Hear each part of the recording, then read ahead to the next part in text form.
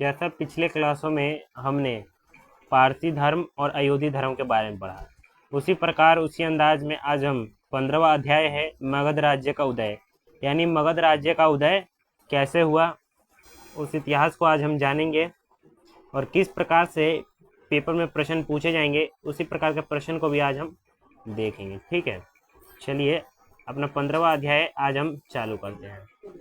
ठीक है, ये जो 17वां क्लास हुआ था इस्लाम धर्म पे कि किस प्रकार से प्रश्न पूछा जाएगा, उसमें एक दिन पे कितना 82 व्यूज आया, कितना 82, और इस चैनल पे कितने सब्सक्राइबर हैं 34। बताइए, आप लोग सब्सक्राइब नहीं कर रहे हैं चैनल को, सब्सक्राइब करिए। ठीक है, चलिए उसी प्रकार क्लास 13 पे भी 170 व्यूज आया, 170 में से आधे बच्चों ने भी चैनल को सब्सक्राइब किया होता तो अभी भी हम लाइव क्लास के लिए, जो यूट्यूब का फीचर है कि 50 सब्सक्राइब होना चाहिए लाइव क्लास के लिए, उसके लिए हम एलिजिबल हो जाते हैं। ठीक है, तब चैनल को सब्सक्राइब करिए, सपोर्ट करिए। चलिए, जो पारसी धर्म में एक यहाँ पॉइंट रह गया था कि वर्ष 2017, लिख लीजिएगा इस पॉइंट को, इम्पोर्टेंट है कि वर्ष 2017 की जनसंख्या रिपोर्ट के अनुसार, जो 2017 की जनसंख्या रिपोर्ट थी तो उसके अनुसार विश्व में सिर्फ 1.45 करोड़ यानी 1.45 करोड़ अयोधी ही बचे हैं। ठीक है, जिनमें से लगभग 64 लाख इजराइल में और 57 लाख अमेरिका में रहते हैं। ठीक है, चलिए ये इस डाटा को आप याद भी रख सकते हैं, नोट ना करें तो, वैसे इस पर प्रश्न आता नहीं है। ठीक है, चलिए इसी के साथ हम आज की क्लास चालू करते हैं और सपोर्ट करिए चैनल को।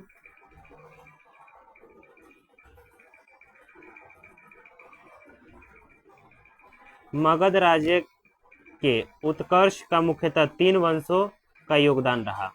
ठीक है, आप पहले लाइन में लिखिए, हेडिंग डाल लीजिए ऊपर, मगध राज्य का उदय, मगध राज्य का उदय अध्याय 15। ठीक है, हेडिंग डाल लिए। चलिए, तो उसमें पहला पॉइंट ये लिखिए कि मगध राज्य के उत्कर्ष में, मगध राज्य के उदय में कितने वंशों का योगदान रहा, तो आप कहेंगे कि 3 वंशों का योगदान रहा। ठीक है,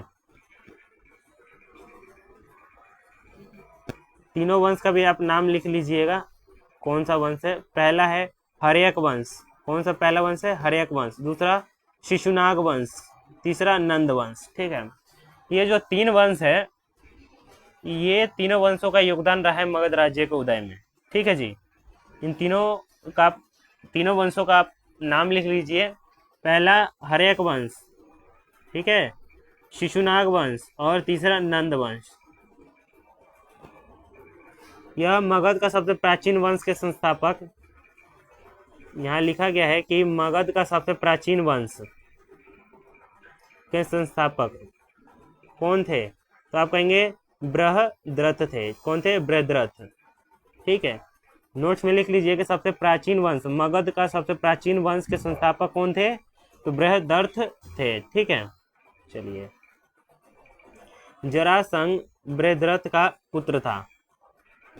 जरासंध कौन थे, बृहद्रथ का पुत्र। ठीक, और बृहद्रथ सबसे प्राचीन वंश के संस्थापक थे मगध में।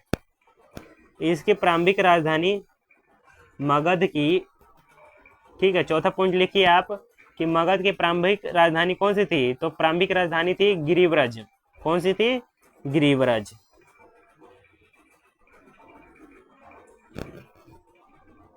गिरिव्रज थी। मगध राज्य के आरंभिक इतिहास की जानकारी में महाभारत में मिलती है। ठीक है, आपसे प्रश्न पूछ दिया जाए, लिखिएगा नहीं पर याद रख लीजिएगा कि जो मगध जो राज्य है, ठीक है, उनके आरंभिक इतिहास, जो शुरुआती इतिहास की जानकारी कहाँ से मिलती है, तो आप कहेंगे कि महाभारत से मिलती है। कहाँ से मिलती है, महाभारत से। चलिए, जो 3 वंशों का योगदान रहा है, हर्यक वंश, शिशुनाग वंश और नंद वंश, पहले हम हर्यक वंश के बारे में पढ़ते हैं कि क्या बताया गया है और हमें क्या जानकारी दी गई है और किस प्रकार से प्रश्न पूछा जाएगा। हर्यक वंश, जो हर्यक वंश का यहाँ पे कुछ टाइम पीरियड बताया गया है, जो है 544 ईसा पूर्व से 412 ईसा पूर्व। ठीक है, अब आप अगले लाइन में लिख लीजिए हर्यक वंश, बड़ा सा टॉपिक डाल के हर्यक वंश, आगे टाइम ब्रैकेट डाल के, ठीक है, आगे लिख लीजिए। जो भी टाइम पीरियड हो ना, उस चीज़ के आगे ही लिख लेनी चाहिए कि कुछ टॉपिक को पढ़ो, शुरुआत करो तो आपको टाइम पीरियड पहले दिख जाए कि किस पीरियड की हम बात कर रहे हैं यहाँ पे। तो हर्यक वंश का जो पीरियड है, यह पीरियड है 544 ईसा पूर्व से 412 ईसा पूर्व, ठीक है। यहाँ बताया गया है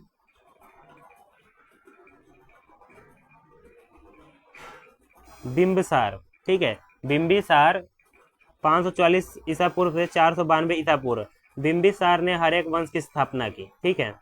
पहले आपने डाल लिया होगा ऊपर टॉपिक हर्यक वंश, अब नीचे एरो डाल के लिखिए कि हर्यक वंश की स्थापना किसने की।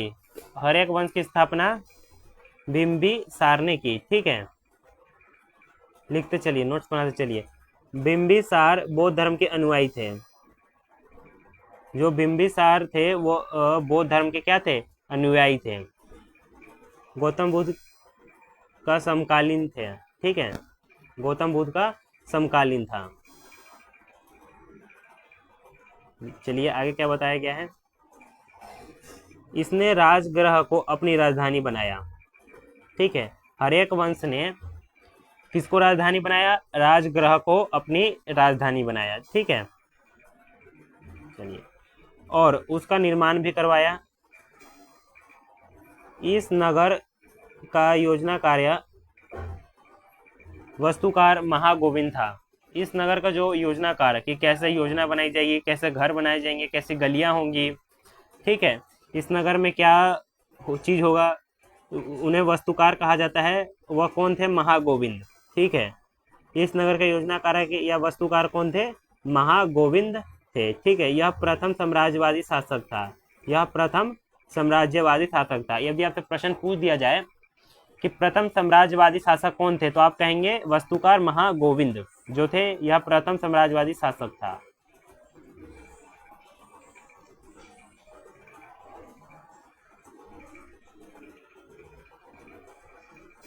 चलिए, इसने अंग नरेश, ब्रह्मादत्त, ठीक है, इसने अंग नरेश ब्रह्मादत्त को हराया एवं अपने पुत्र अजातशत्रु को वहां का गवर्नर नियुक्त किया, ठीक है।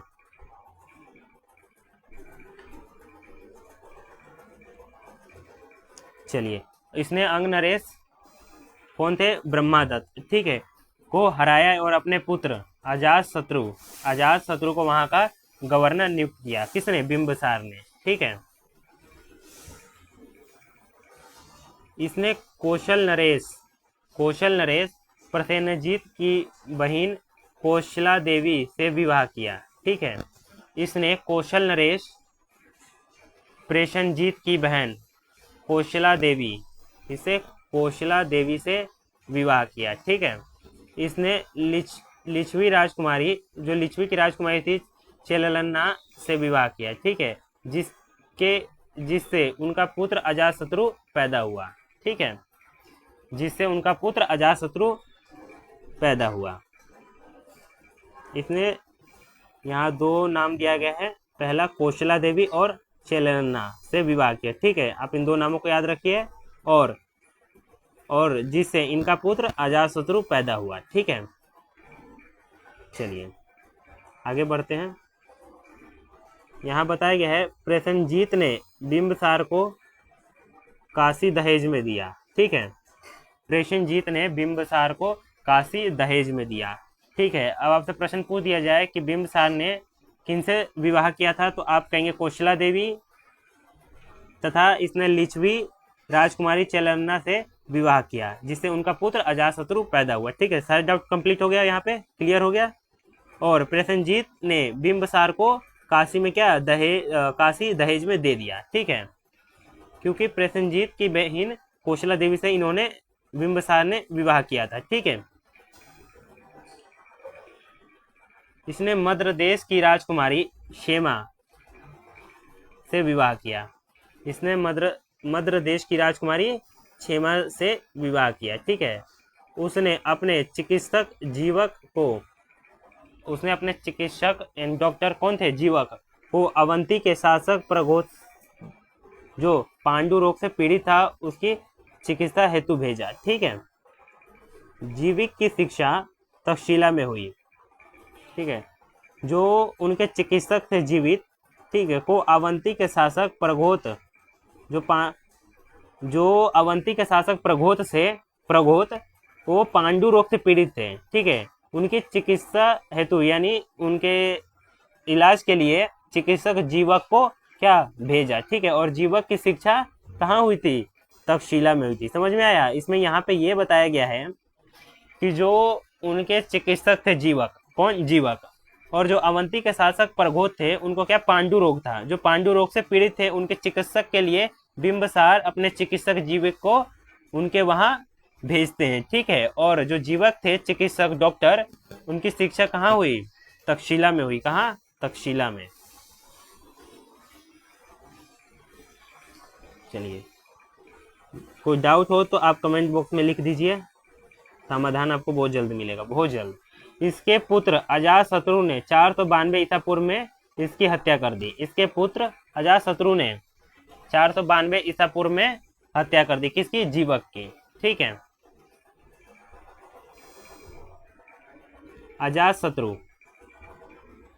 अजातशत्रु किसके पुत्र थे? आप कमेंट बॉक्स में बताइएगा, क्योंकि मैंने आपको ऊपर बता रखा है।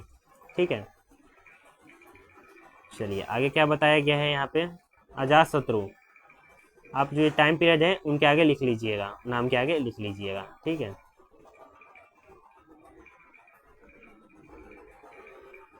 उसका उपनाम कुणिक था। क्या था? कुणिक। अजातशत्रु का उपनाम क्या था? कुणिक। ठीक है, नोट कर लीजिए आप।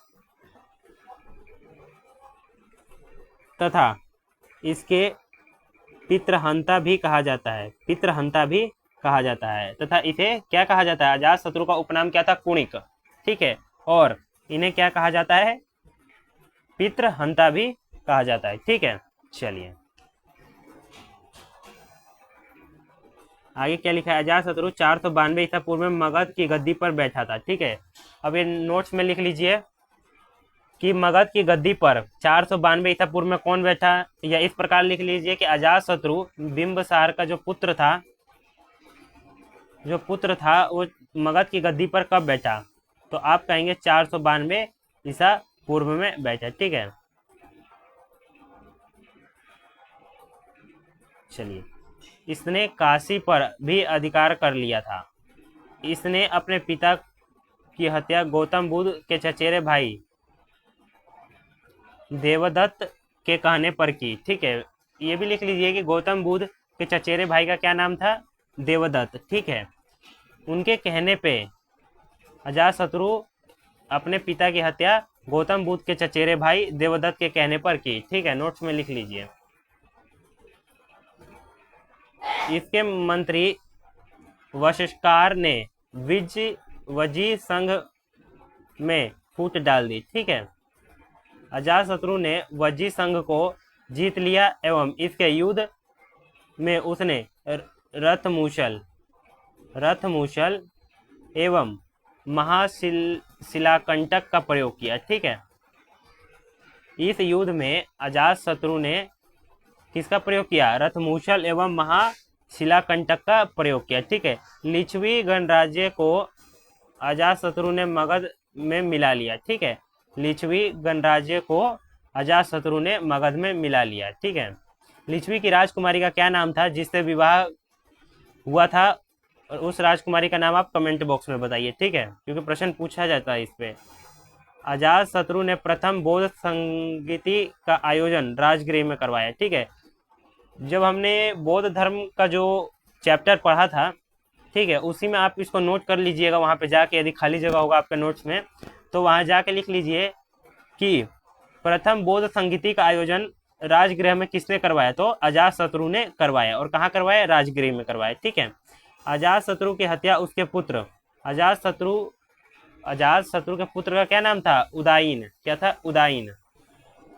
ठीक है, अजातशत्रु की हत्या उसके पुत्र उदायीन ने 461 ईसा पूर्व में की थी। ठीक है, कब की गई थी? 461 ईसा पूर्व में। किसने किया था? उदायीन ने, उनके पुत्र ने ही। ठीक है, नोट्स कर लीजिए। आगे हम उदयन के बारे में पढ़ते हैं। उनका टाइम पीरियड है 461 से 461 ईसा पूर्व से 444 ईसा पूर्व। ठीक है, नोट कर लीजिए, नाम लिखिए। ठीक है, जहां आपने इतने बड़े टॉपिक ऊपर लिखा होगा वंश का नाम, ठीक है, उसी के नीचे पहला डाला होगा, फिर दूसरे में अजातशत्रु, तीसरे में उदयन। ठीक है, शासक की बात हो रही है यहाँ पे। तो यह जैन धर्म के अनुयायी थे। ठीक है, साथ में ये भी एक बार नजर डाल लीजिए कि जो बिंबिसार थे वो किस धर्म के अनुयायी थे। ठीक है, कि आपको याद रहे। इसने सोन व गंगा नदी के पास, गंगा नदी के संगम पर पाटलिपुत्र नामक शहर बसाया। ठीक है, नोट कर लीजिए कि पाटलिपुत्र, पहले ये समझिए, मैं आपको बता देता हूँ कि पाटलिपुत्र का जो नया नाम है वो है पटना। ठीक है, और जो पटना यानी पाटलिपुत्र है वह सोन व गंगा नदी के संगम पर पाटलिपुत्र नामक शहर किसने बसाया? तो आप कहेंगे उदयन ने बताया। उदयन कौन था? अजातशत्रु के पुत्र थे। ठीक है, उदयन, जिन्होंने सोन नदी, गंगा नदी के संगम पर पाटलिपुत्र नामक शहर को बसाया। ठीक है, और अपनी राजधानी बनाई। ठीक है, मगध की राजधानी भी बनाई गई से। ठीक है, बौद्ध ग्रंथों में उदयन को क्या कहा जाता है? पितृहंता कहा जाता है। ठीक है, यदि आपसे पूछ दिया जाए कि बौद्ध ग्रंथ में पितृहंता किसे कहा जाता है, तो उदयन को कहा जाता है। किसको? उदयन को कहा जाता है। ठीक है, मैं यहाँ पे हाईलाइट कर देता हूँ, उतने से आप समझ जाइए कि इसको लिखना है। ठीक है, आगे नोट्स में क्या बताया गया है, यहाँ नोट्स में लिखा गया है, अगला नोट्स, हर्यक वंश का अंतिम शासक कौन थे?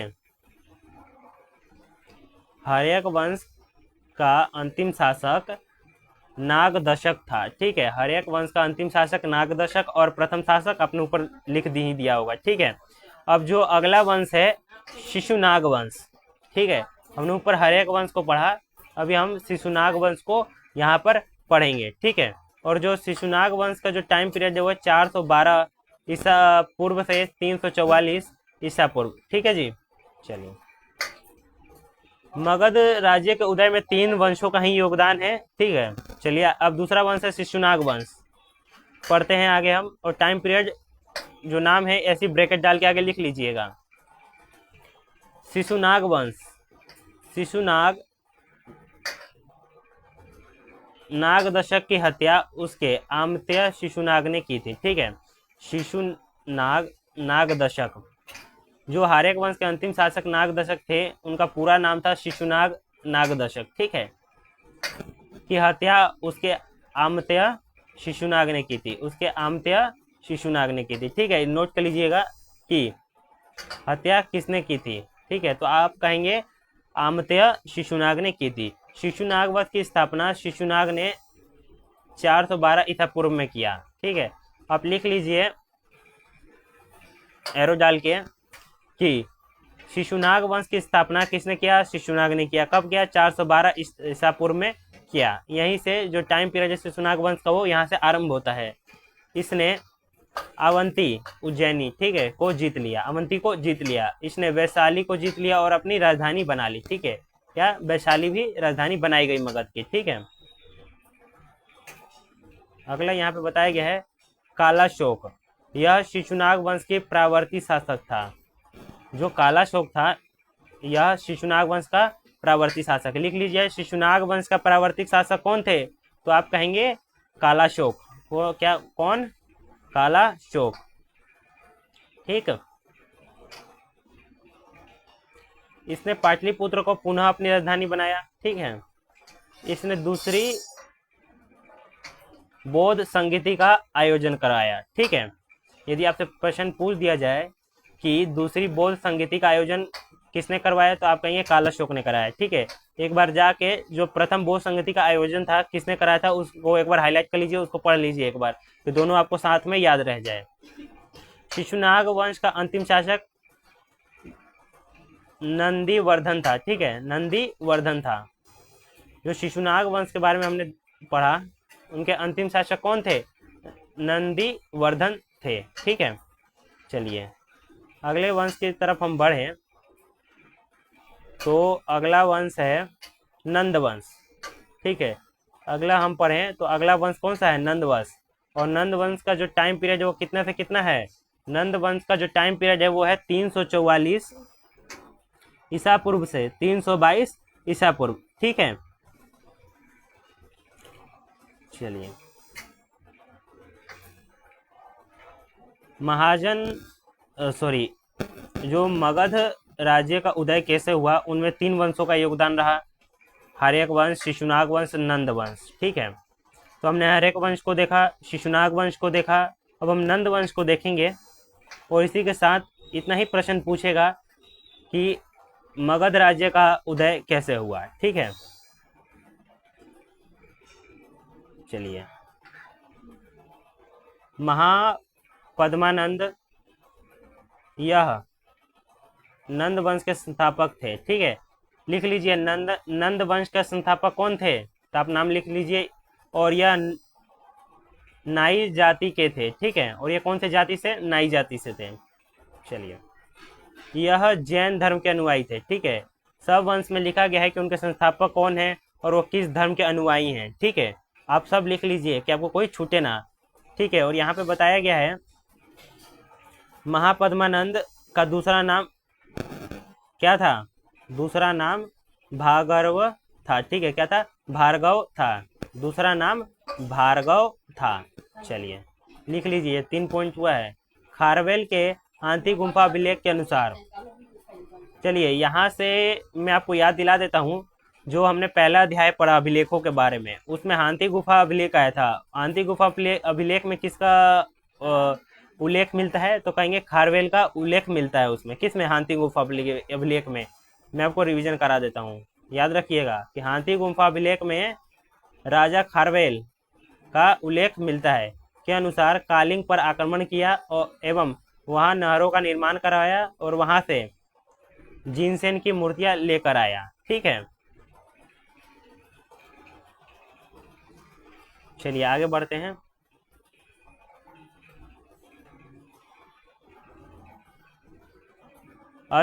अष्टाध्यायी के लेखक पाणिनि इसके समकालीन था। ठीक है, आप लिख लीजिए कि जो अष्टाध्यायी का लेखक कौन था, पाणिनि इसके लेखक थे। ठीक है, यह संस्कृति व्याकरण का प्रथम पुस्तक थी। ठीक है, अब आगे लिखिए पुस्तक अष्टाध्यायी। ठीक है, उसके आगे लिख लीजिए लेखक पाणिनि और क्या विशेषता है कि संस्कृत व्याकरण का प्रथम पुस्तक है। ठीक है, विशेषता क्या है कि संस्कृत व्याकरण का प्रथम पुस्तक। ठीक है, घनानंद। ठीक है, यह नंद वंश का अंतिम शासक था। ठीक है, सब वंश के आगे लिखा गया है कि इनके संस्थापक कौन से थे, कौन से धर्म के अनुयायी थे, और लास्ट में ये भी नोट्स में लिखा गया है कि इस धर्म के अंतिम शासक कौन थे। तो नंद वंश के अंतिम शासक घनानंद थे। ठीक है, नोट करते हुए चलिए। यह सिकंदर का एक समकालीन था। समकालीन भी आप याद करते चलिए। ग्रीक यानी यूनानी लेखकों द्वारा अग्रमीज या जेंडर मीज कहा गया। ठीक है, ग्रीक यूनानी लेखक द्वारा इन्हें अग्रमीज या जेंडर मीज कहा गया। ठीक है, नोट कर लीजिएगा।